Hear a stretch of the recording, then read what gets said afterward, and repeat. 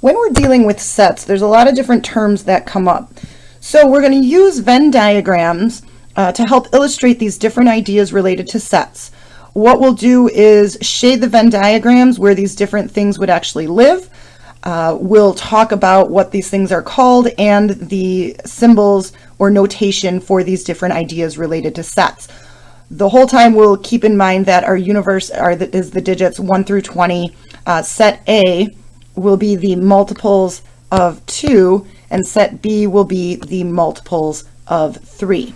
So the first thing we might be interested in are the multiples of 2. So we'll create a general Venn diagram here to show where the multiples of 2 would live. Keep in mind, this does not say multiples of 2 only. So at first, you might be thinking, these are multiples of 2.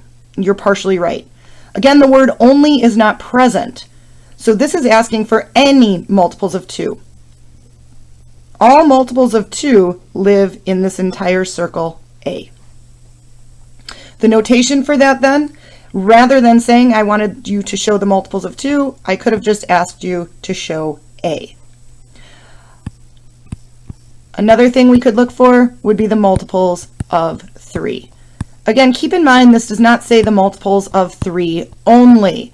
If that word is not present, do not put that word in. Okay.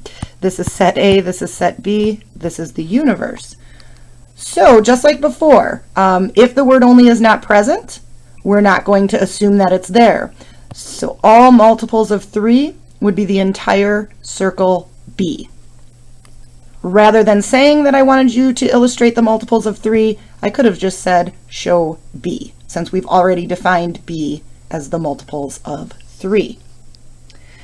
Another important idea that comes up, we could be interested in multiples of 2 and 3. Let's first take a look at the Venn diagram to see where elements that are multiples of 2 and 3 would live. If you're thinking right here in the middle, you're exactly right. And is the key word for something we call the set intersection. When we are looking for the set intersection, what we're looking for are the elements that the sets have in common. So common elements. So when we see the word and, it means both things need to be satisfied. Whatever is going to count would have to be a multiple of 2 as well as a multiple of 3. To show this with notation, multiples of 2 are shown with A, multiples of 3 with B, and to show we want the intersection, it's this sort of upside down U. This is read as A intersect B, and it's understood that we would want the multiples of 2 and 3. So the elements that they have in common, 6, 12, and 18.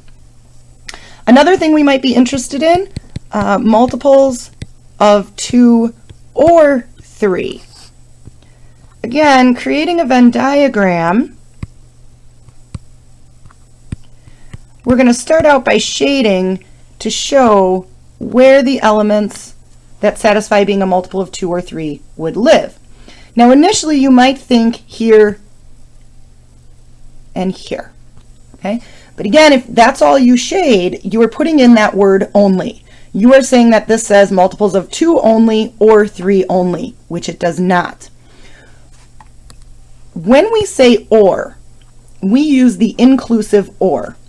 What that means is you can satisfy one part, meaning you could be a multiple of 2. You could satisfy the other part, in this case being a multiple of 3. If you happen to satisfy both, you're in. We include you. That's why we call it the inclusive or. So those elements that satisfy both are also included. Or is the key word for something we call the union.